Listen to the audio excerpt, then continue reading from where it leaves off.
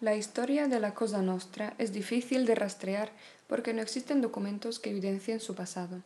Por lo contrario, a los mafiosos se les conoce por difundir mitos y leyendas sobre su historia. Uno de los mitos más antiguos tiene conexión con una secta del siglo XIII. Su nombre es I Vindicosi, los Vengadores, que se dedicaban a arreglar las injusticias que la aristocracia cometía sobre el pueblo. Muchos sicilianos creen que resurgieron en el siglo XVII como otra secta llamada I Beati Paoli. Más tarde, en el siglo XX, la mafia se presentaría como su descendiente, pero mientras I Vindicosi e I Beati Paoli defendían al pueblo, la mafia no, solo les interesa el dinero y el poder.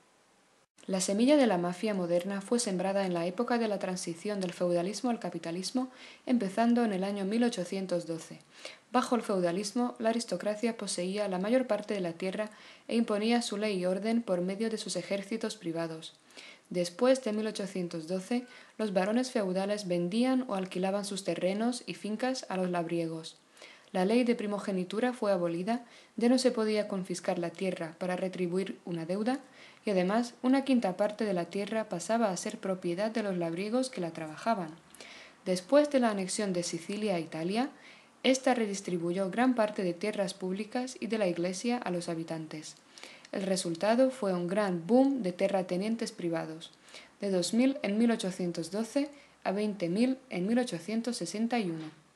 Con este crecimiento del comercio llegaron también más disputas que había que regular, más contratos y transacciones que había que cumplir y más propiedades que necesitaban protección. Los varones despedían a sus ejércitos privados porque entonces era el Estado quien debía de ocuparse de imponer la ley, pero las nuevas autoridades se veían incapaces de hacerlo debido a su inexperiencia con el capitalismo. La escasa mano de obra fue también un problema.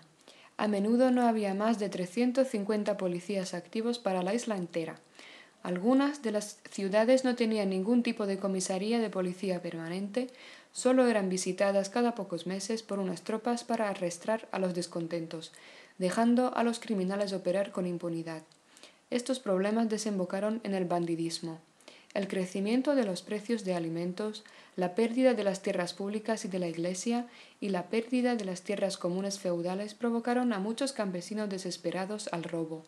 Frente al crecimiento de la actividad criminal, el boom del comercio y la incapacidad de las autoridades italianas, los propietarios se servían de la ayuda de unos árbitros y protectores extralegales, también llamados i gabellotti, que posteriormente se organizarán en los primeros clanes de la mafia. La mafia en un principio estaba conectada con los productores de los cítricos y los cultivadores de ganado, ya que estas industrias eran especialmente vulnerables por los ladrones y vándalos, y por eso necesitaban ser vigiladas y protegidas aún más. Las plantaciones de cítricos tenían un sistema de producción muy delicado que podía ser fácilmente saboteado. Asimismo, el ganado no era difícil de robar. No es de extrañar que la mafia fuera más eficiente a la hora de recuperar el ganado robado. En los años 20 del siglo XX se notó que en los casos del robo del ganado, la mafia lo había recuperado en un 95% de los casos, mientras que la policía solo en el 10%.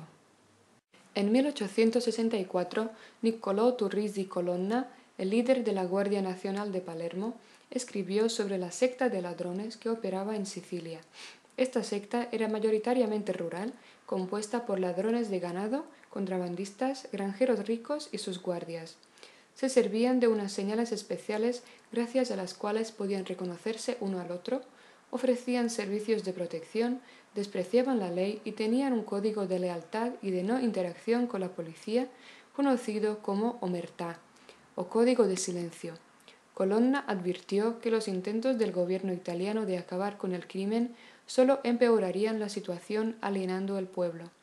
En el informe del año 1865 del prefecto de Palermo se alude a este fenómeno por primera vez como a mafia. Otro informe de policía, del año 1876, describe el ritual de iniciación de los mafiosos. Los mafiosos seguían entremetiéndose en la política del país, acosando a los votantes a votar por aquellos políticos que ellos favorecían. En aquellos tiempos, solo una parte fraccionaria de la población de Sicilia podía votar, por lo que un solo jefe de la mafia podía controlar una gran parte de los escaños, asegurándose tener influencia en las decisiones tomadas por los políticos. Los mafiosos, a través de sus aliados en el gobierno, no solo evitaban la persecución, sino que también perseguían a sus rivales.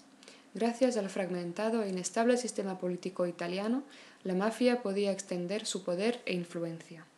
En una serie de informes de los años 1898 hasta 1900, Ermanno Sangiorgi, el jefe de policía de Palermo, identificó a 670 mafiosos pertenecientes a 8 clanes de la mafia que pasaban por las diferentes etapas de cooperación y conflicto. El informe mencionó los rituales de iniciación, las actividades criminales que incluían fraudes, secuestros por rescate, homicidios, robo e intimidación de testigos. La mafia también tenía unos fondos dedicados a apoyar las familias de los mafiosos arrestados y para pagar a los abogados procuradores.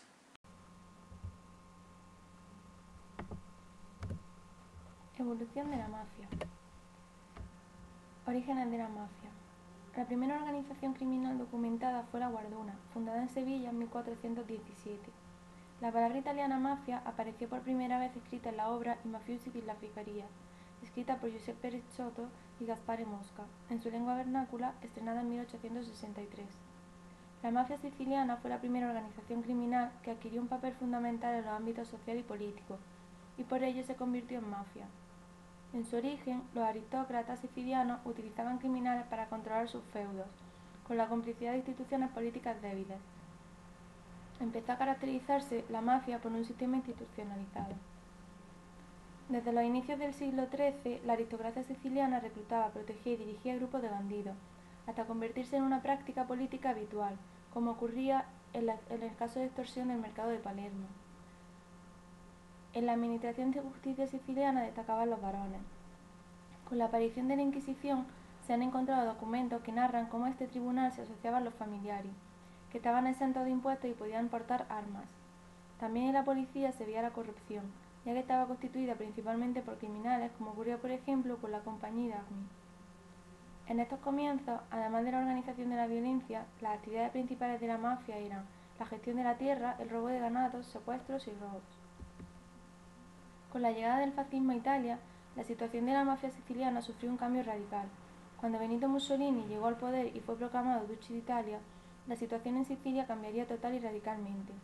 Mussolini ya había propuesto en su programa previo a la marcha sobre Roma un plan para acabar de una vez con la mafia, a la que identificaba 100% con el Estado, aunque en realidad solo era una parte de este, algo que a pesar de todo no dejaba de ser preocupante y grave. Para finales de 1924, el Partido Nazionale Fascista sabía que el paradero de todos los mafiosos de Sicilia, donde se encontraban. En 1925, Mussolini designó como prefecto de Palermo a Cesare Primo Mori, un hombre completamente decidido a acabar con la mafia. Entre 1925 y 1931 se iniciaron persecuciones masivas contra la mafia. Con la entrada de Italia en la Segunda Guerra Mundial en 1940, los mafiosos italianos Lucky Luciano y Vittorio Genovese se entrevistaron con las grandes esferas de los países aliados, especialmente de Estados Unidos, donde recibieron el apoyo y la financiación necesarios para combatir a Mussolini e imponerse otra vez en Sicilia.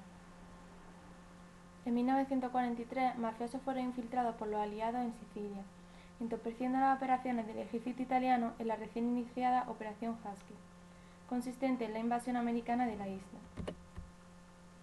Con el nuevo milenio, la delincuencia organizada cambió y amplió su cambio de actuación a las drogas y al defalco.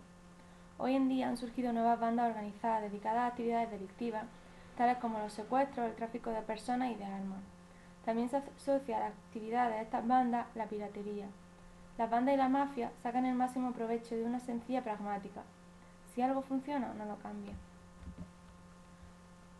A pesar de las transformaciones e intentos fallidos por acabar con este crimen organizado, la mafia ha conseguido sobrevivir gracias al hecho de que castas políticas enteras hayan hecho uso de sus bandas mafiosas para su protección y con fines de control político y social. La impunidad de los que han disfrutado los mafiosos y los continuos intentos de controlar e influenciar al poder judicial por parte del poder político.